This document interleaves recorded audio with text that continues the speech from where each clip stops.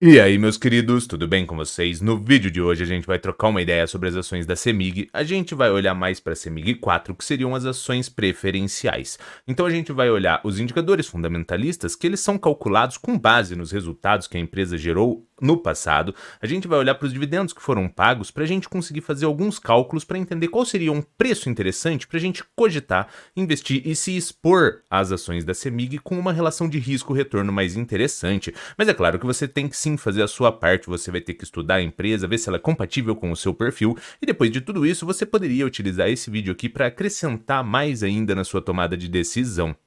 E com base nos lucros que ela gerou no passado, nós vamos também fazer um cálculo de uma projeção de dividendo para o futuro, mas é claro que nada do que for dito aqui vai ser uma recomendação de investimentos. Como eu disse, você pode utilizar essas informações se você achar que elas fazem sentido para melhorar a sua tomada de decisão, melhorar as suas informações sobre a empresa.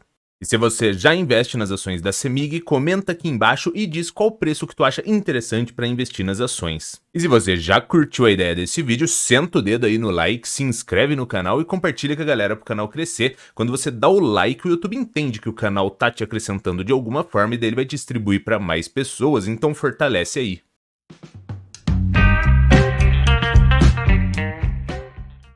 Para a gente iniciar dando uma olhada nos indicadores fundamentalistas, a gente está aqui no Status Invest. Se você ainda não conhece, ele é uma ótima ferramenta para tu fazer suas pré-análises de investimentos. Então aqui, como eu disse, a gente vai falar sobre as ações preferenciais, que seriam a CEMIG 4, CMIG 4. Se você for comprar entre uma ou 99 ações, você vai precisar colocar o F na frente para comprar no mercado fracionário, o que ficaria CMIG 4F. Então aqui o valor atual dela está em 12,35.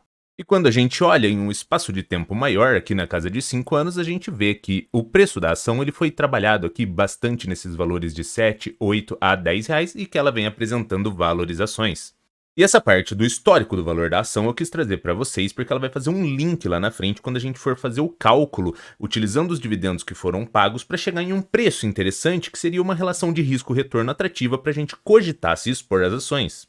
Então aqui quando a gente olha a parte do dividend yield, que seria o quê? Aquela parte do lucro que é destinada para você acionista, que é o dinheirinho que vai cair no seu bolso. Está na casa de 12,64, é bem interessante essa métrica. De 7, 8% para cima já é atrativo quando a gente lida com empresas que elas têm essa recorrência na utilização de serviço e que elas vão sempre trazendo resultados com lucratividade e vão sempre distribuindo para você que investe nas ações. Na parte aqui do PL, que seria a métrica de preço-lucro, está em 6,72. Esse número também de 10 para baixo eu considero atrativo. Esse daqui seria o seguinte: se a CEMIG mantivesse esses resultados e distribuísse a totalidade, ou seja, 100%, em algo próximo de 7 anos você teria o retorno do seu investimento em dividendos. Na parte aqui do preço-valor patrimonial, que vocês gostam bastante, está em 1,26. Essa daqui muitas pessoas se assustam caso ela esteja muito superior a 1, porque ele interpreta que está pagando muito caro. Isso daqui significa o seguinte: se você paga acima de 1, quer dizer que você está pagando mais do que a empresa tem de patrimônio. Então aqui no caso, se a CEMIG tivesse R$ 100, você estaria pagando R$ 126. Mas essa métrica pode ser o seguinte: às vezes a empresa gera resultados tão interessantes que ela vai distribuir uma grande quantidade de dividendos para os acionistas e ela tem essa recorrência nos resultados que não faria sentido você olhar isoladamente para essa métrica. Você sempre olha para um leque de métricas, de demonstrativos, de métodos, porque daí sim você vai conseguir tomar uma melhor decisão. E o que complica uma empresa é dívida, né? Então a gente olhando aqui nos indicadores de endividamento, a parte de dívida líquida sobre EBITDA está na casa de 1. Isso daqui significa o quê? A dívida líquida seria a dívida bruta, você tira ali as disponibilidades, que seria o caixa, e você vai ter uma dívida líquida. A parte do EBITDA é uma estimativa de geração de caixa operacional. Esse número aqui estando em 1 quer dizer o seguinte, que com um ano de estimativa de geração de caixa operacional, a empresa conseguiria honrar com a dívida líquida dela. Então esse número aqui, ele começa a ficar preocupante na casa de 3. Então aqui a gente está com 1 e principalmente por ela ser uma empresa de segmento perene, com recorrência de resultados, ela até poderia ter um endividamento superior, porque ela tem uma comprovação maior, ela tem uma perspectiva maior de receita projetada para o futuro, então ela poderia tecnicamente se endividar mais do que empresas que oscilam mais o resultado. E nas partes aqui de retorno, na parte do ROI, que seria o retorno sobre o patrimônio investido, está na casa de quase 19%, que é bem interessante, próximo de 20% já é bem atrativo. E o ROIC, que seria o retorno sobre o investimento, e você junta também com o saldo de dívida, que está na casa de 17,5%. Esse valor do ROIC eu considero interessante. Eu interpreto ele da seguinte forma: se o meu retorno sobre capital investido adicionado à dívida está em 17,5, qual que é o meu custo de capital para essa dívida? Então, se a CEMIG conseguir captar recursos a taxas de 15%, por exemplo, você já teria aí uma diferença entre esses 17,5 contra esses 15, ou seja, ela consegue gerar mais retorno do que o custo de captação.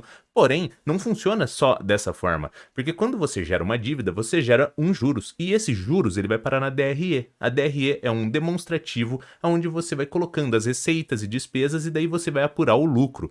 Tudo que gera uma despesa ali, grande parte dela, pode ser deduzida de imposto de renda e contribuição social, que se você for chegar nas alíquotas, vai dar em algo próximo de 34%. Então, quando você pega o custo de captação da dívida, faz um custo de captação ajustado com base nessa dedutibilidade do resultado que você deixaria de pagar o IR e a contribuição social, que ficaria em algo próximo de 34%, você teria um custo de empréstimo ajustado inferior, o que potencializaria o seu retorno. Ou seja, se o seu resultado de ROIC ele for superior ao custo de dívida ajustado e ao custo de dívida sem ajustar, isso já é bem interessante porque quer dizer que você consegue investir com dinheiro próprio e de terceiros e gerar retorno sobre isso.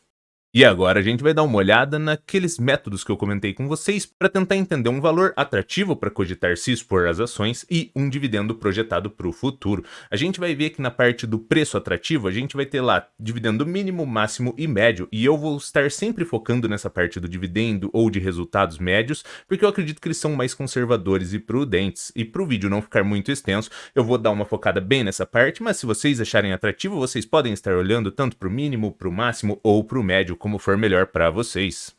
Então aqui a gente tem o valor atual da CEMIG 4, que foi de 12,35, o valor patrimonial por cota de 9,90, esse daqui seria o valor total de patrimônio dividido pelo número de ações. Então aqui temos os dividendos pagos por ano desde 2015 a 2022 e eu coloquei um dividendo esperado de 7%.